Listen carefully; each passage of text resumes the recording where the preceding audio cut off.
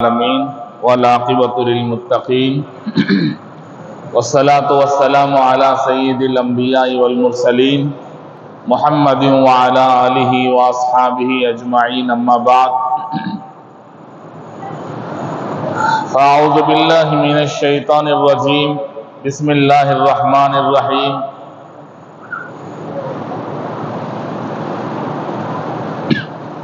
یا ایھا الذین آمنوا ان جاءکم فاسق بنبأ فتبینوا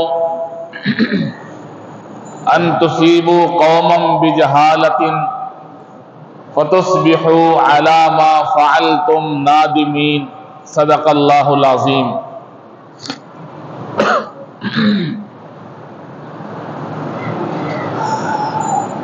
ہر قسم کی ساری تعریفیں رب ذوالجلال کے لیے سزاوار ہیں، جو تمام جہانوں کا پالنے والا ہے۔ درود و سلام جمیل الشیم شفیع الامم صاحب الجود والکرم صلی اللہ علیہ وسلم پر، آپ کا نام میرے واسطے عنوان حیات، آپ کا ذکر عبادت کے سوا کچھ بھی نہیں۔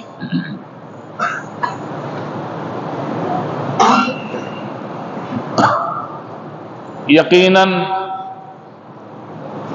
اللہ کے پیارے نبی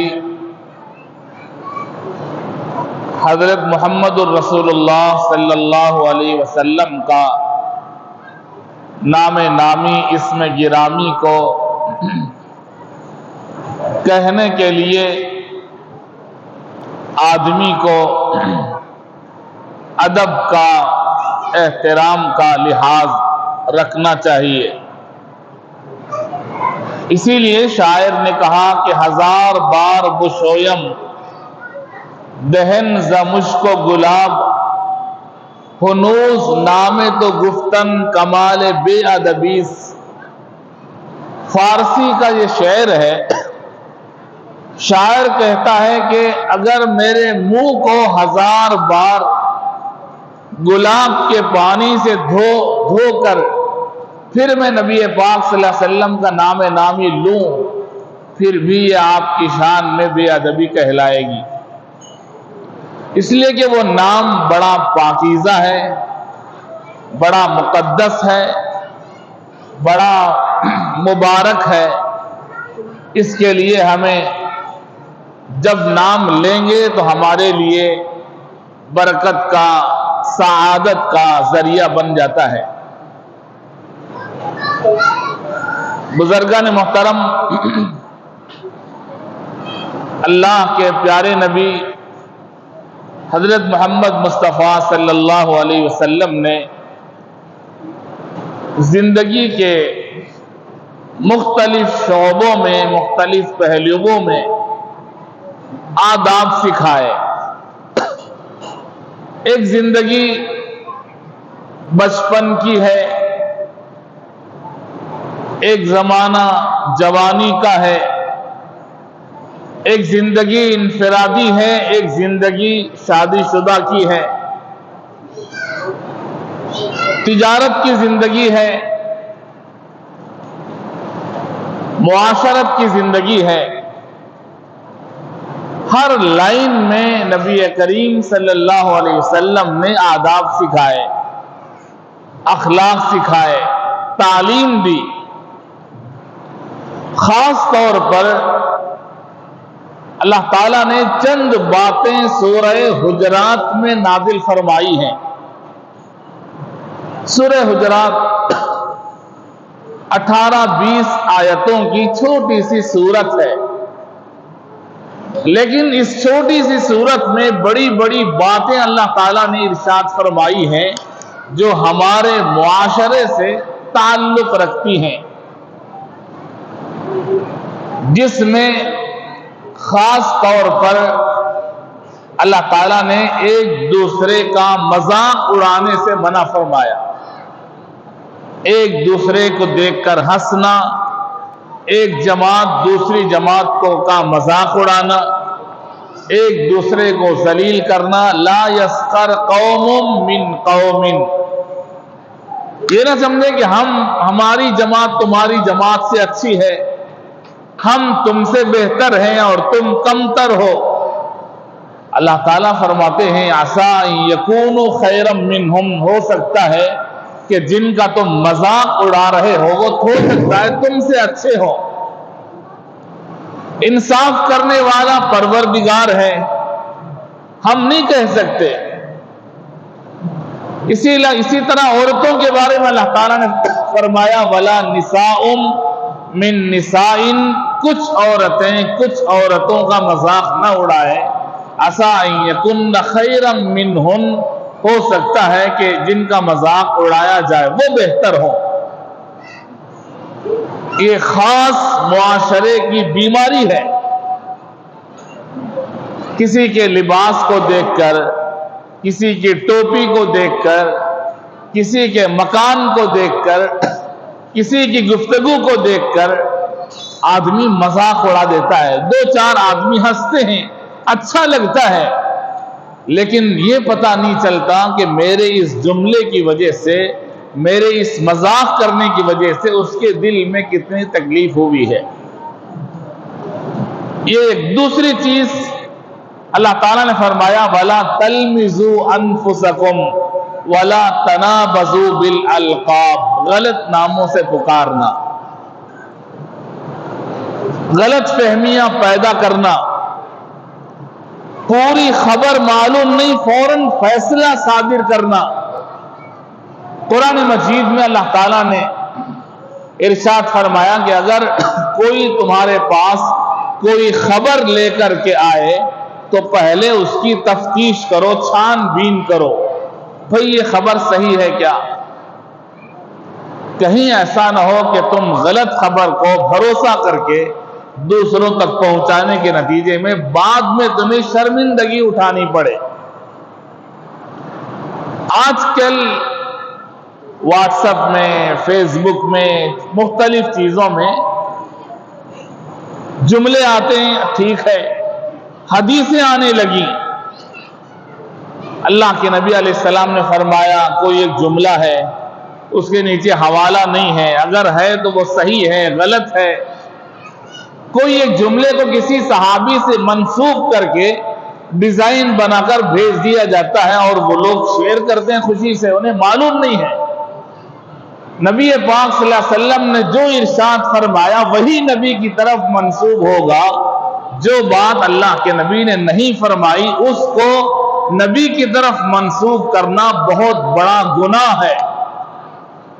اس لیے کہ اللہ کے نبی علیہ السلام نے فرمایا مَن یقل علی ما لم اقل فلیتبوأ مقعدہ من النار، کہ جو بات میں نے نہیں کہی کہ کوئی آدمی اس کو میری طرف منسوب کر دے، اسے چاہیے کہ وہ جہنم میں اپنا ٹھکانہ بنا لے۔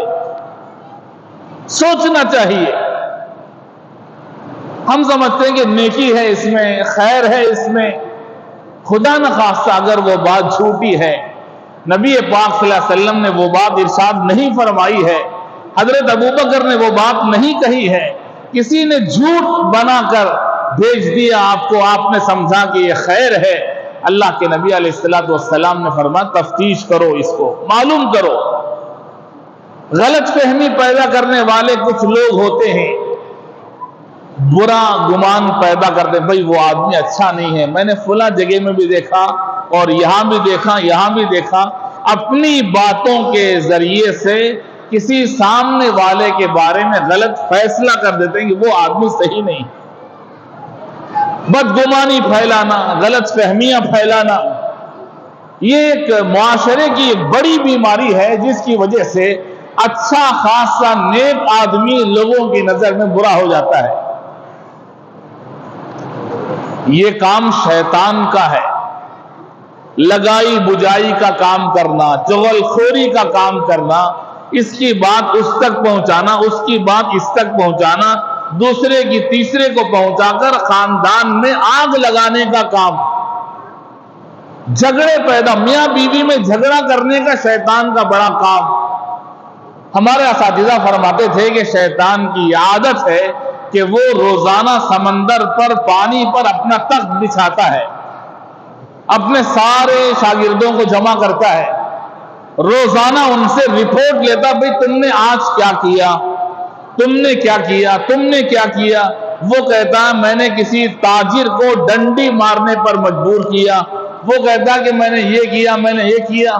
ایک شیطان کہتا ہے میں نے میاں بیوی میں لڑائی پیدا کر دی، تو وہ خوش ہو کر اسے اپنے گود میں بٹھا، بڑا اچھا کام کیا۔ لڑائی پیدا کرنا، غلط فہمی کو ڈالنا، بدگمانی پیدا کرنا، ایک دوسرے کے خلاف نفرت پیدا کرنا، یہ کام شیطان کا ہے۔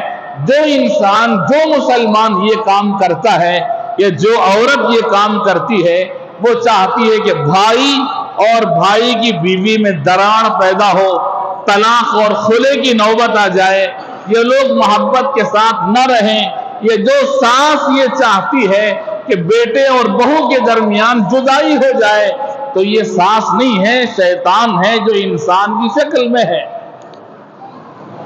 اس لیے کہ یہ جو رشتہ ہے میاں بیوی کا، اجنبی لڑکا اجنبی لڑکی صرف اللہ کے نام پر ایک دوسرے کے لیے حلال ہوتے ہیں، یہ اللہ کے نزدیک بڑا ہی مبارک، بڑا ہی مقدس رشتہ ہے۔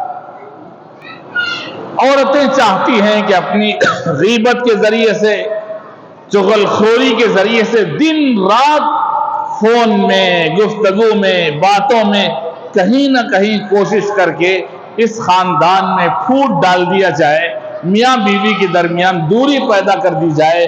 یہ شیطان ہے جو ان کے دلوں میں آ کر ان کو اس بات پر ابھارتا ہے کہ وہ اپنی باتوں کے ذریعے سے لڑائی پیدا کر دے۔ کتابوں میں لکھا ہے کہ ایک شخص نے اپنے غلام کو فروخت کرنے کے لیے بازار گیا۔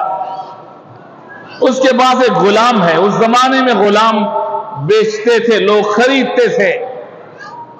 نیک آدمی تھا، اپنے غلام کو لے کر بازار میں گیا اور لوگوں سے کہا بھئی میرا غلام بڑا اچھا ہے، اتنی قیمت ہے، خرید لو۔ ایک آدمی خریدنے کے لیے قریب آیا تو اس بیچنے والے نے کہا بھئی غلام تو بڑا اچھا ہے، لیکن ایک کمی ہے اس کے اندر، وہ بھی میں بتا کے بیچتا ہوں۔ نبی پاک صلی اللہ علیہ وسلم نے عیب دار چیز کو عیب بتا کر بیچنے کی تعلیم دی ہے، چھپانا نہیں ہے۔ ایک کمی ہے میرے نوکر میں۔ کیا کمی ہے؟ یہ لگائی بجائی کرتا ہے، چغل خوری کا کام کرتا ہے۔ اس نے خریدنے والے نے کہا کوئی بات نہیں، ہم اسے ٹریننگ دے لیں گے، ہم تربیت کر لیں گے، ہم سمجھا لیں گے۔ خرید کے چلا گیا۔ 2 دن 3 دن گزرے، غلام کی جو عادت تھی وہ باہر آئی، لڑائی کروانے کی عادت، لگائی بجائی کرنے کی عادت، ایک دوسرے کے دل میں نفرت پیدا کرنے کی عادت۔ اپنے مالک کی بیوی کے پاس گیا،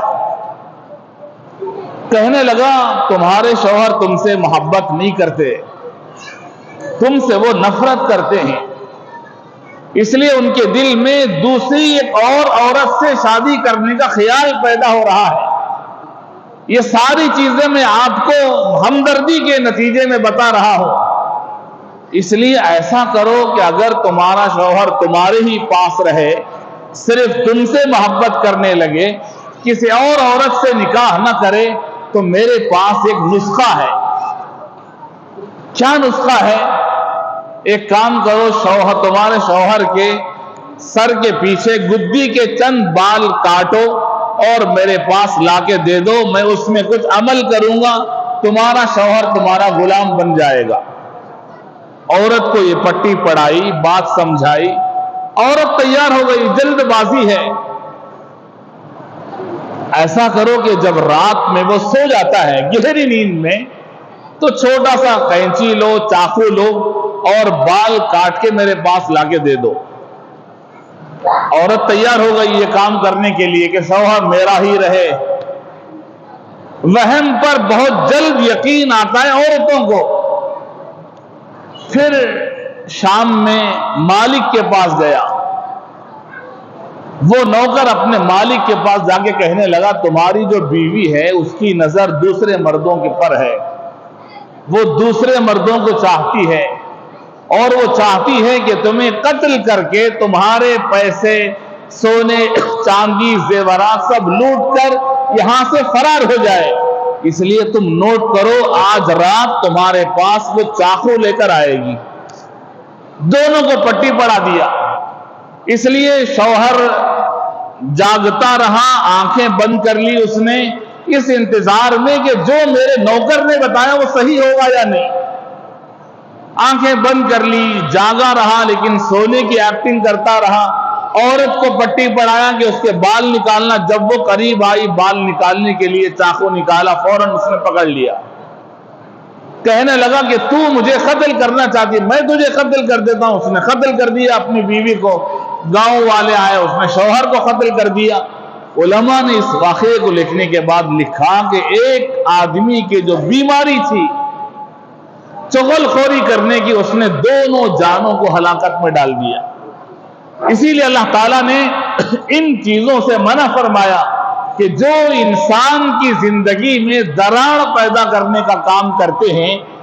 ہمارے اساتذہ کہتے تھے کہ ساس کی عادت ہوتی ہے ہزاروں عورتوں میں سے تلاش کر کے اپنے بیٹے کے لیے خوبصورت بہو تلاش کرتی ہے، چند دنوں میں اس کی سخت دشمن بن جاتی ہے، اسے برداشت نہیں ہوتا۔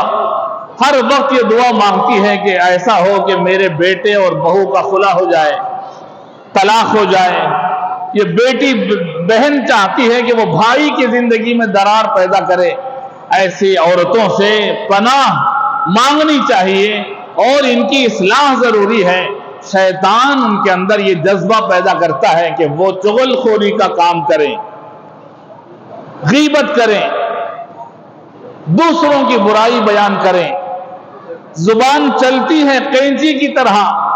اللہ کے نبی علیہ السلام نے جو تربیت دی صحابہ کو وہ یہ کہ خاموش رہو گے تو زبان چلتی رہے گی۔ اس لیے حضرت ابوبکر صدیق رضی اللہ تعالیٰ عنہ اپنے خلافت میں بیٹھتے تھے تو کچھ پتھر دھو کر اپنے منہ میں ڈال لیتے تھے۔ لوگ پوچھتے تھے کہ امیر المومنین آپ ایسا کیوں کرتے ہیں؟ امیر المومنین فرماتے تھے کہ میری زبان خالی رہتی ہے، بیکار باتیں زبان سے نکل جاتی ہیں۔ اتنے بڑے خلیفہ کا یہ حال ہے۔ بڑے حضرت رحمت اللہ علیہ کے دفتر میں لوگ جاتے تھے ملنے کے لیے، اور بڑے حضرت کی عادت تھی کہ خالی وقتوں میں قرآن پڑھتے تھے، قرآن پڑھتے رہتے تھے۔ کوئی مہمان آئے، تھوڑی دیر ان سے بات کرتے تھے، بات ہو گئی تو بڑے حضرت کا جملہ تھا اچھا کا مطلب یہ تھا کہ ٹھیک ہے آپ کا کام ہو گیا، آپ چلے جائیے، مجھے قرآن پڑھنا ہے۔ حضرت مفتی صاحب رحمت اللہ علیہ کے زمانے میں دیکھا ہم نے، دو چار آدمی بیٹھے ہیں، حضرت نے ان کو پانی پلائی، چائے کا انتظام کیا، بسکٹ کھلایا۔ جب بات ہوتے ہوتے کسی کی غیبت شروع ہوتی ہے، حضرت مفتی صاحب کے چہرے کا رنگ بدل جاتا تھا۔ پسند نہیں تھا ان کو، یہ غیبت کرنے کی جگہ نہیں ہے۔ جو بات آپ کو پوچھنی ہے پوچھئے، مسئلہ معلوم کرنا ہے کریے اور یہاں سے چلے جائیے۔ کسی غیبت کرنے کے لیے بیٹھنا، کسی کے بارے میں بدگمانی پیدا کرنا اور کسی کی پگڑی کو اچھالنا، کسی کے بارے میں مذاق کرنا، یہ ان کو پسند ہی نہیں تھا۔ اس لیے کہ یہ وہ چیزیں ہیں جو اندر سے مسلمان کی نیکیوں کو کھا جاتی ہیں، اپنا نامہ اعمال کھوکھلا ہو جاتا ہے، آدمی کو پتہ بھی نہیں چلتا کہ کس کی غیبت کر دی میں نے۔ اللہ تعالیٰ نے قرآن مجید میں فرمایا کہ غیبت کرنا اتنی بری چیز ہے، کیا تم یہ چاہتے ہو کہ جس کی غیبت کر رہے ہو وہ آدمی اگر دنیا سے چلا جائے، مر جائے، اور اس کے مردار جسم کا گوشت تم کھا سکتے ہو؟ کون پسند کرتا ہے؟ ہمارے باپ، ماں باپ، خاص رشتہ دار جن سے محبت کرتے ہیں، ان کے انتقال کے بعد بھی لوگ قریب نہیں جاتے۔ اللہ کا لاکھ احسان ہے، ہم نے اپنے ہاتھوں سے اپنے باپ دادا کو غسل دیا، لیکن ایک نوجوانوں کا طبقہ وہ بھی ہے جو صرف دیکھتے ہیں کھڑے ہو کر، قریب جانے کے لیے تیار نہیں، غسل دینے کے لیے تیار نہیں، کفن دینے کے لیے تیار نہیں، اور آتا بھی نہیں ہے۔ صرف ان کو پیمنٹ کرنا آتا ہے کہ آپ پورا انتظام کر لو، میں پیسے دے دیتا ہوں۔ یہ ہماری خوش نصیبی ہے کہ ہم نے اپنے باپ کو ہاتھوں سے غسل دیا، ہم نے ہماری خوش نصیبی ہے کہ ان کے بڑھاپے میں وضو کروایا، ہم نے ایک ہاتھ سے پانی ڈالا، ایک ہاتھ سے پیر رگڑ کر دھوئے۔ یہ خوش نصیبی ہماری ہے کہ انہوں نے تربیت ایسی کی، ورنہ لوگ جاتے نہیں ہیں، کسی مردار کے قریب جانے تیار نہیں، میت کے قریب جانے تیار نہیں۔ اللہ تعالیٰ پوچھتے ہیں کیا تم یہ چاہتے ہو کہ مردار کا گوشت تم کھاؤ؟ اسی لیے علماء نے لکھا کہ یہ بدگمانی ایک میٹھا زہر ہے، اس میں بڑی لذت ملتی ہے۔ چار آدمی بیٹھے، چار عورتیں بیٹھ کر کسی کی غیبت کرنے میں، کسی کی برائی بیان کرنے میں بڑا مزہ ملتا ہے، لذت کی چیز ہے، ایک میٹھا زہر ہے، بڑا مزہ آتا ہے، اور برو اور بولو، گھنٹے گھنٹے گزر جاتے ہیں۔ فون آیا، واٹس ایپ آیا، ان چیزوں میں اور بڑی بیماری، غیبت کرنے کی، چغلی کرنے کی، بدگمانی پیدا کرنے کی، وہم و گمان پیدا کرنے کی، کسی کے بارے میں غلط ہونے کا فیصلہ کرنے کی۔ ہمارے استاد فرماتے تھے کہ حضرت عیسیٰ علیہ السلام کے زمانے میں عیسیٰ علیہ السلام کے ساتھ تین نوجوان ساتھ تھے، سفر میں جا رہے تھے۔ چلتے چلتے اس سفر کے دوران تین نوجوان ہیں، حضرت عیسیٰ نبی ہیں، راستے میں دیکھا کہ سونے کی 2 اینٹیں پڑی ہوئی ہیں۔ نبی تو نبی تھے، پیغمبر تھے، یہ تینوں نوجوانوں کی نیت بدل گئی، بھائی سونے کی اینٹیں پڑی ہیں، فری میں مل رہی ہے، کیوں چھوڑیں؟ تینوں نے باری باری حضرت عیسیٰ علیہ السلام سے گزارش کی کہ کچھ کام آ گیا، کچھ تقاضا آیا ہے، اس لیے اگر آپ اجازت دیں تو ہم اپنا کام کر کے آ جائیں گے۔ حضرت تینوں نے رخصت کر لی، عیسیٰ علیہ السلام آگے چلے گئے، یہ تینوں واپس آگے اینٹوں کے پاس بیٹھ گئے۔ آدمی 3 ہیں، اینٹیں 2 ہیں، سونے کی اینٹیں مفت میں مل رہی ہیں، اتنا بڑا پیسہ، اتنی بڑی دولت۔ تینوں بیٹھے بیٹھے حفاظت کرتے رہے، آدمی 3 ہیں اور اینٹیں 2 ہیں۔ شام ہو گئی، بھوک لگنے لگی، تو تینوں نے مل کر مشورہ کیا کہ ایسا کرو کہ ہم 2 آدمی حفاظت کریں گے، ایک آدمی جا کے ہم سب کے لیے کھانا لائے گا بازار سے۔ ایک آدمی کھانا لینے کے لیے چلا گیا، 2 آدمی بیٹھ گئے حفاظت کرنے کے لیے۔ یہاں دیکھو شیطان کا کھیل، جو شیطان ہمارے گھروں میں، ہمارے رشتوں میں، ہمارے خاندانوں میں فساد کرنے کے لیے چغل خوری کا کام کرتا ہے۔ انسان ہیں، عورتیں ہیں، ان کے اندر شیطان گھسا ہوا ہے، ان سے کام لے رہا ہے چغل خوری کا، خاندانوں میں دراڑ پیدا کرنے کے لیے، میاں بیوی میں اختلاف پیدا کرنے کے لیے۔ خوشی ملتی ہے میرا جوڑا اچھا رہے، اس کا جوڑا برباد ہو جائے، بد دعائیں دیتی ہیں عورتیں۔ شیطان آیا 2 آدمیوں کے پاس، کہنے لگا بھئی تم 2 آدمی ہو، 2 اینٹیں ہیں، حساب برابر ہے، اور تیسرا آدمی کباب میں ہڈی بنے گا، اس لیے ایسا کرو کہ 2 اینٹیں ہمارے لیے برابر ہیں، تیسرا آدمی کب کھانا لائے گا تو لڑائی کر کے بہانے سے اسے مار کر ختم کر دو۔ دونوں کو سمجھا دیا، 2 اینٹیں ہیں، تم 2 آدمی ہو، حساب برابر ہے، تیسرے کو مار دیں گے تو تمہارے لیے 1 اینٹ مل جائے گی۔ پھر وہاں اس آدمی کے پاس گیا شیطان، اس کے دل میں یہ بات ڈالی کہ بھائی جو کھانا تم لے رہے ہو، اپنا کھانا خود کھا لو، اور دونوں کے کھانے میں زہر ملا دو، وہ دونوں مر جائیں گے، میری اینٹ بھی میری اور تیری بھی میری، دونوں اینٹیں تیری ہو جائیں گی۔ علماء نے اپنی کتابوں میں لکھا کہ یہ دونوں تیار ہیں آنے والے کو مارنے کے لیے، اور وہ آدمی اپنا کھانا خود کھا کر دونوں کے کھانے میں زہر ملا کے لایا وہ، اور جب آیا تو دونوں نے مل کے اسے مار دیا، اور وہ کھانا کھا کے یہ دونوں بھی مر گئے۔ 2 اینٹیں پڑی ہیں، 3 لاشیں پڑی ہیں، کئی دنوں تک لاش پڑنے کی وجہ سے لاشیں پھٹنے لگی، پھولنے لگی، کیڑے آ گئے، بدبو پھیل گئی۔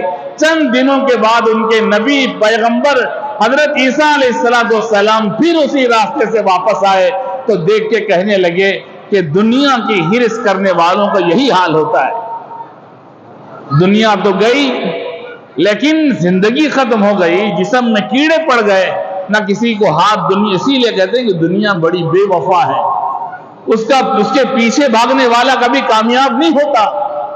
اللہ والوں کی زندگیوں میں دنیا آتی تھی، ان کے قدموں پر، ان کے جوتوں کے پاس۔ علی میاں ندوی رحمت اللہ علیہ چنئی تشریف لائے اور اسی وقت ایئرپورٹ میں ایک بہت بڑا منسٹر بھی آیا، اس منسٹر کو ریسیو کرنے کے لیے 2 کاریں بھی آئی ہوئی ہیں۔ اس اللہ کے نیک بندے علی میاں ندوی رحمت اللہ علیہ کو استقبال کرنے کے لیے 200 کاریں کھڑی تھی، امیر نہیں تھے۔ یہی بات ہے کہ جو در حقیقت جو ہوا رب کا، تو رب اس کا ہوا، اور رب جس کا ہوا عجم و عرب اس کا ہوا، جس نے اپنی زندگی اللہ کے تابع کر دی اور نبی کے تابع کر دی، اللہ نے ساری دنیا کو اس کے تابع بنا دیا۔ اسی لیے صحابہ کرام کی عادت یہ تھی کہ بیکار باتوں سے پرہیز کرتے تھے، چغل خوری سے۔ خاندانوں میں یہ چیز بڑھتی جا رہی ہے اور گھنٹوں فون پر بات کر کے یہ ماحول بنایا جاتا ہے کہ وہ غلط ہے، بدگمانی پیدا کرائی جاتی ہے، لڑائی ڈال کر اختلاف پیدا کرنے کی کوشش کی جاتی ہے۔ صحابہ کرام کے مبارک زمانے کے بعد مدینہ پاک میں ایک لڑکی کا انتقال ہوا، ایک تابعی نے جن کی بہن کا انتقال ہوا، مدینہ پاک کی سرزمین میں اس کو دفن کیا گیا۔ دوسرے دن خیال آیا دفن کرنے والے کو، بھئی میری ایک تھیلی تھی قبرستان میں چھوڑ گئی، تلاش کرنے کے لیے آئے، تب تھیلی نظر نہیں آئی۔ قبر کھودنے والے سے کہا بھئی تم نے دیکھا میری تھیلی؟ کہنے لگا کہ میں نے دیکھا، شاید بیکار ہے، قبر میں رکھ کر اس نے دفن کر دیا۔ کہا کہ بھئی مجھے تھیلی چاہیے، تو قبر آہستہ سے کنارے سے کھود کر تھیلی ملی۔ بھائی نے کہا کہ میں اپنی بہن کو دیکھنا چاہتا ہوں جو 2 دن پہلے قبر میں دفن کیا گیا۔ آہستہ آہستہ وہ تختے ہٹائے گئے تو دیکھا کہ اندر بہن نظر نہیں آ رہی ہے، صرف آگ نظر آ رہی ہے، آگ کے شعلے نظر آ رہے ہیں۔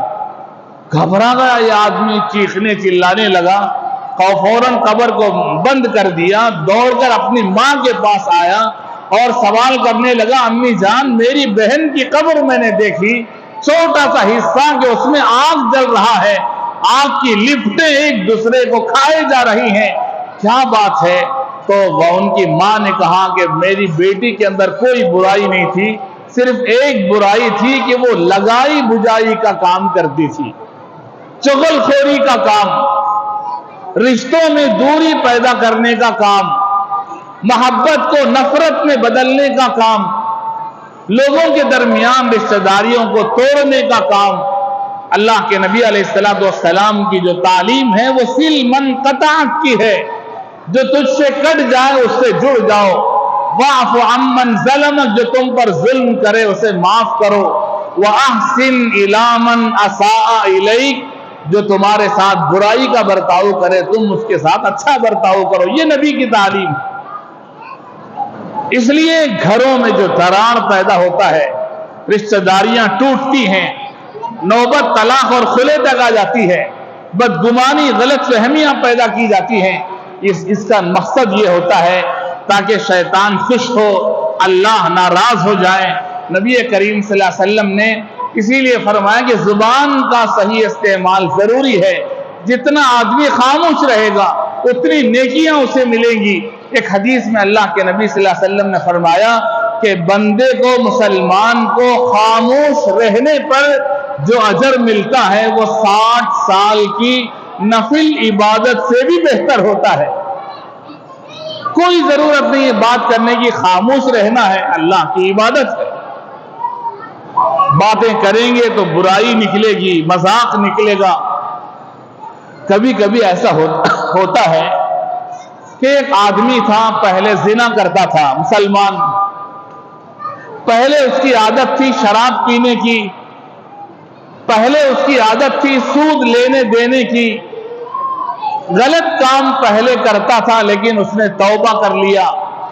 اللہ کا وعدہ ہے کہ جس نے کسی گناہ سے توبہ کر لیا، ہم صرف یہ نہیں کہ اس کے گناہ کو معاف کرتے ہیں، بلکہ جس زمین پر اس نے ہم گناہ کیا ہے اس زمین کی گواہی کو بھی مٹا دیتے ہیں، کوئی گواہ باقی نہیں رہے گی، ہم نے مٹا دیا۔ لیکن کبھی کبھی مسلمانوں میں یہ بیماری آ جاتی ہے کہ وہ توبہ کر لینے کے بعد بھی اس کو طعنہ دیتے ہیں۔ ایک زمانے میں تو شراب پیتا تھا، یہ تو ایک شرابی کا بیٹا ہے، یہ وہ آدمی جو پہلے زنا کرتا تھا، یہ وہ آدمی جو پہلے سود لیتا تھا۔ یہ ایسی چیز ہے جسے اللہ کے نبی نے منع فرمایا کہ جس آدمی نے اپنے گناہ سے، زنا سے، شراب پینے سے، غلط کاموں سے، سود لینے دینے سے، جوا کھیلنے سے، تمام غلط کاموں سے توبہ کر لیا ہے، کسی مسلمان کو یہ اجازت نہیں ہے کہ اس کے بعد بھی اس کا تذکرہ کرے۔ کیوں؟ اس لیے کہ اللہ کے نبی علیہ السلام نے فرمایا کہ توبہ کر لینے کے بعد بھی کسی مسلمان کو کے سامنے اس کے گناہ کا تذکرہ کیا جاتا ہے تو اللہ تعالیٰ بولنے والے کو مرنے سے پہلے اسی گناہ میں مبتلا کر دیتے ہیں۔ اسی لیے بولنا نہیں ہے، اللہ کے حوالے ہے، ہر آدمی کا عمل اللہ کے سامنے ہے، کون جنتی ہے کون جہنمی ہے، ہمیں اللہ نے یہ اختیار نہیں دیا، ہم فیصلہ بھائی وہ آدمی اچھا ہے یہ آدمی برا ہے۔ امام غزالی رحمت اللہ علیہ نے اپنی کتاب میں لکھا ہے کہ کسی مسلمان کے ظاہر کو، اس کے لباس کو، اس کی گفتگو کو، اس کے طور طریقے کو دیکھ کر اس کے غلط ہونے کا فیصلہ کر دینا حرام ہے۔ ہمیں یہ اختیار نہیں ہے، ہمارا کام اللہ کے سپرد کرنا ہے، اس لیے اپنی زبان کی حفاظت ضروری ہے۔ علماء نے اپنی کتابوں میں لکھا کہ زبان سے ایک طرف نیکیاں جاتی رہتی ہیں، آدمی کو پتہ نہیں چلتا کس کی برائی میں نے کی، کس کا مذاق میں نے اڑایا اور کس کا ٹھٹا کیا میں نے، اور کس کے ساتھ میں نے کھلواڑ کیا، کس کی عزت کو نیلام کیا اور کس کے ساتھ ذلت کا برتاؤ کیا اور کس کے ساتھ بدگمانی کی، کس کے ساتھ چغل خوری کی، پتہ نہیں چلتا۔ قیامت کے دن جب وہ جاتا ہے بڑی خوشی کے ساتھ، اتنے عمرے کیے میں نے، اتنے حج کیے میں نے، اتنے لوگوں کو کھانا کھلایا میں، رات بھر نفل نمازیں پڑھتا تھا، نفل روزے رکھتا تھا، صدقہ خیرات کرتا تھا، وہاں سب خالی ہے۔ برائی زبان سے کر کر کے پوری نیکیاں ختم ہو گئیں۔ اسی لیے کہا جاتا ہے کہ نیکیاں کرنے سے زیادہ نیکیوں کی حفاظت کرنا سیکھو۔ عمرے پر عمرے، حج پر حج کر رہے ہیں، غیبت بھی جاری ہے، ایک طرف سے نیکیاں آتی ہیں اور ایک طرف سے چلی جاتی ہیں۔ نبی پاک صلی اللہ علیہ وسلم نے حدیث میں ارشاد فرمایا بہت سے ایسے لوگ ہوں گے قیامت کے دن جو اپنے زمانے میں بڑے عبادت گزار تھے، بڑے پرہیزگار تھے، بڑے متقی تھے، لیکن ان کی زبان کی کرتوت کی وجہ سے ان کو منہ کے بل کھینچ کر جہنم میں پھینک دیا جائے گا۔ عمل اچھا تھا لیکن زبان اچھی نہیں ہے، کام اچھا تھا زبان اچھی نہیں ہے، دن بھر اپنی دکان میں بیٹھ کر، اپنے گھر میں بیٹھ کر لوگوں کی دھلائی کہ وہ کیسا ہے، یہ کیسا ہے، اس کے بارے میں اس کے بارے میں۔ اللہ تعالیٰ معاف فرمائے۔ ہماری ایک ذمہ داری یہ بھی ہے کہ ہم ایک نیک مسلمان بنے، سانپ اور بچھو کی طرح اپنی زبان سے دوسروں کو ڈسنے والے نہ بنے۔ اپنی زبان سے دوسروں کو سلامتی پہنچانا ایمان والے کی نشانی ہے۔ اللہ کے نبی نے فرمایا المسلم من سلم المسلمون من لسانہ ویدہ، مسلمان وہ ہے جس کی زبان سے، جس کے ہاتھ سے دوسرے مسلمان محفوظ رہیں۔ اللہ تعالی ہم سب کو عمل کی توفیق عطا فرمائے۔ وآخر دعوانا ان الحمدللہ رب العالمین۔ اللهم صل على سيدنا محمد وعلى آل سيدنا محمد وبارك وسلم ربنا ظلمنا أنفسنا وإن لم تغفر لنا وترحمنا لنكونن من الخاسرين اللهم أنت السلام ومنك السلام تباركت يا ذا الجلال والإكرام سمعنا وأطعنا غفرانك ربنا وإليك المصير سبحان ربك رب العزة عما يصفون وسلام على المرسلين والحمد لله رب العالمين